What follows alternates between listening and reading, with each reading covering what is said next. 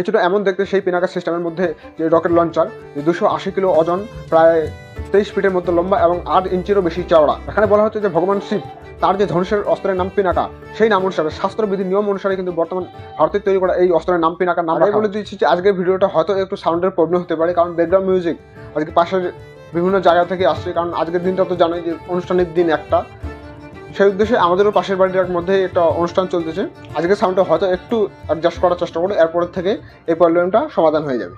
প্রধানমন্ত্রী বিদেশ যাত্রায় যাবে এই বিষয়টা আগে থেকে আমি আমার একটা পোস্টের মাধ্যমে তোমার প্রত্যেককে জানিয়ে দিয়েছিলাম, যেখানে উল্লেখ করে বলা হয়েছিল যে ভারতের প্রধানমন্ত্রী নরেন্দ্র মোদী প্রথমে ফ্রান্সে যাবে, সেখান থেকে রওনা হয় সেদিক দিয়েই আমেরিকার মধ্যে রওনা দেবে। এই যে ভারতের প্রধানমন্ত্রী আমেরিকার যাত্রার মধ্যে প্রথমে ফ্রান্সে আগে রওনা দিল, ফ্রান্সের মধ্যে ভারত এবং ফ্রান্সের মধ্যে যে বিষয়ে কথোপকথন আলোচনা হয়েছে সেটাই আজকের ভিডিওর মধ্যে ডিটেলভাবে আলোচনা করা হবে। নরেন্দ্র মোদী ফ্রান্সে যাওয়ার সঙ্গে সঙ্গে তাকে সুসম্মানের সাথে ফ্রান্সের মধ্যে আগমন জানানো হয় এবং সেখান থেকে বিদায় নেওয়ার সময় আমেরিকা যাওয়ার মধ্যে তোমরা এখন দেখতে পাচ্ছ যে ফ্রান্সের প্রধানমন্ত্রী বর্তমান সরকার ইমানুয়েল ম্যাক্রন, সেই সময়ের কিছু সময় এবং মুহূর্তের ছবি এখন তোমরা দেখতে পাচ্ছ, যেখানে স্পষ্টভাবে দেখানো হচ্ছে যে ফ্রান্সের প্রধানমন্ত্রী ইমানুয়েল ম্যাক্রন ভারতের প্রধানমন্ত্রীকে সেখান থেকে বিদায় নেওয়ার সময় সে নিজেই এয়ারপোর্ট পর্যন্ত তাকে অ্যাজ এ ড্রপ করা হিসেবে তাকে বিদায় জানাতে এসেছে। এর থেকে স্পষ্টভাবে বোঝা যায় যে ভারত এবং ফ্রান্সের মধ্যে সম্পর্ক আরও কতটা গভীর এবং ভবিষ্যতেও হয়তো আশা যায় সম্পর্ক আরও গভীর উন্নতির দিকে। প্রত্যেকেই জানো যে ভারত এবং ফ্রান্সের মধ্যে অনেক সময় বিভিন্ন কাজে সুরক্ষা সামগ্রীর মধ্যে ডিফেন্সের ডিল এগ্রিমেন্ট হইতেই থাকে। এর মধ্যে ভারতের একটা টার্গেট ছিল, যেখানে প্রধানমন্ত্রী নরেন্দ্র মোদী ফ্রান্সে গিয়ে ভারতের তরফ থেকে ভারতের ডিফেন্স সিস্টেমের সেই পিনাকা মাল্টি রকেট লঞ্চার ফ্রান্সের সুরক্ষার উপর ফ্রান্সের কাছে ভারতের তরফ থেকে এইটা অফার হিসেবে তুলে ধরেন। এমনিতেই ফ্রান্স এবং ভারতের মধ্যে অনেক সময় বিভিন্ন সুরক্ষা সামগ্রীর বিষয়ে এগ্রিমেন্ট হতেই থাকে। এর মধ্যে যেমন রাফেল, তার সাথে সাথে জড়িত 2টা সাবমেরিন, যেখানে ভারত এবং ফ্রান্স দুজন মিলে একসাথে ভারতের মধ্যে সেটা তৈরি করতেছে। এর মধ্যে জড়িত আছে রাফেল, এখানে জাহাজ থাকে, এর মাধ্যমে খুব সহজেই সমুদ্রের মাঝখানে এয়ার স্ট্রাইক করা সহজ। এর মধ্যে একটা অত্যাধুনিক প্রযুক্তি সিস্টেম, যেখানে বিভিন্ন এয়ারক্রাফটের মধ্যে খুব সহজে ল্যান্ডিং এবং টেক অফ করা হয়ে থাকে। এই অবস্থায় ভারত এবং ফ্রান্সের মধ্যে বিভিন্ন সময় যে অনেক সুরক্ষা বিষয়ে যে এগ্রিমেন্ট হতে থাকে, তার মধ্যে বেশিরভাগই কিন্তু ভারত ফ্রান্সের থেকে আমদানি অস্ত্রশস্ত্র প্রয়োজন পড়লে ভারত ফ্রান্সের থেকে কিন্তু নিয়ে আসে।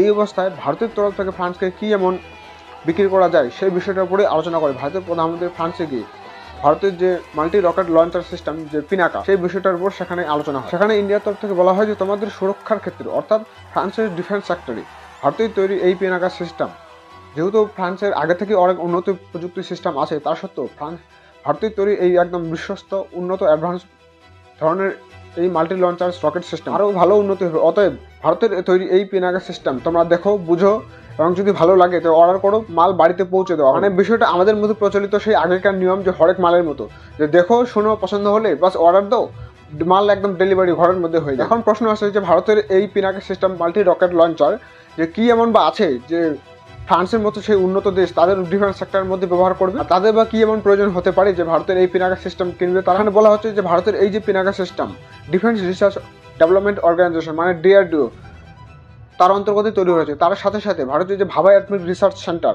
তারও কিন্তু এর বিশেষ ভূমিকা ছিল। পিনাকা সিস্টেম ধরনের এক প্রকারের বন্দুক বা স্নাইপার, যে দূর থেকে কোনো কিছুকে টার্গেট করার জন্য খুব যে একটা মহারত হাসিল করা যায় আধুনিক অস্ত্র, তেমনটা কিন্তু না। আধুনিক ঠিকই, যে এর মধ্যে আধুনিকতা অবশ্যই আছে, যে প্রায় 90 কিলোমিটার পর্যন্ত কোনো কিছু এই বস্তুকে টার্গেট করার জন্য এই পিনাকা সিস্টেম কিন্তু যথেষ্ট উপযোগী। মাত্র কয়েক সেকেন্ডের মধ্যে, শুধুমাত্র কয়েক সেকেন্ডের মধ্যেই প্রায় 12র বেশি রকেট লঞ্চার কিন্তু এই পিনাকা সিস্টেমের মধ্যে থেকে ফায়ার করতে পারে। ভারতের মিনিস্ট্রি অফ এক্সটার্নাল অ্যাফেয়ারের ওয়েবসাইটে এখন তোমরা দেখতে পাচ্ছ যে ভারত এবং ফ্রান্সের মধ্যে যে এই পিনাকা সিস্টেমের মধ্যে যে সমস্ত কথাবার্তা আলোচনা হয়েছে তার বিষয়ে সমস্ত কিছু ইন ডিটেলভাবে আলোচনা করা হয়েছে। এখানে উল্লেখ করা স্পষ্টভাবে দেখানো হয়েছে।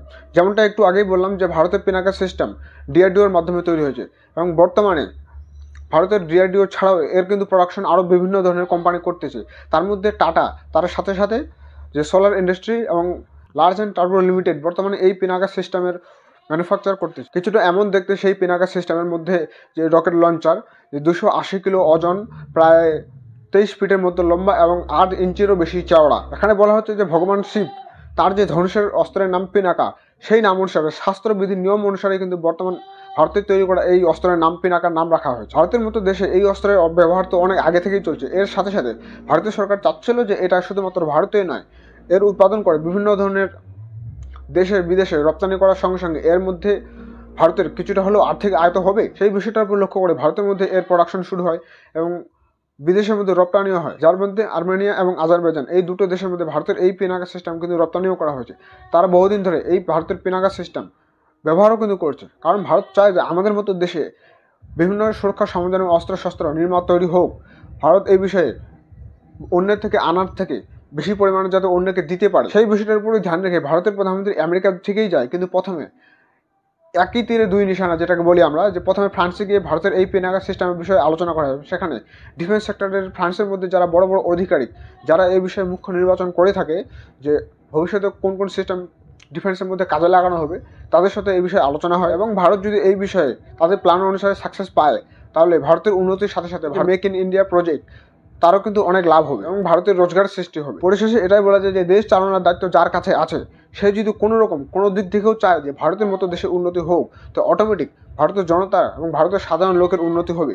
এতে সাধারণ লোকের অনেক রোজগার হবে। থেকে বলছি যে ভারতের যে কোনো সরকারে আসুক, তোমাদের শুধু প্রত্যেকে একটাই লক্ষ্য থাকা দরকার যে জনতার স্বার্থে সে কী কাজ করছে, সেই দিক থেকেই সাধারণ ভোট লোককে সেই বিষয়ে সতর্ক থাকার দরকার। তো আশা করা যায় আমার বিষয়টা বোঝা গেছে।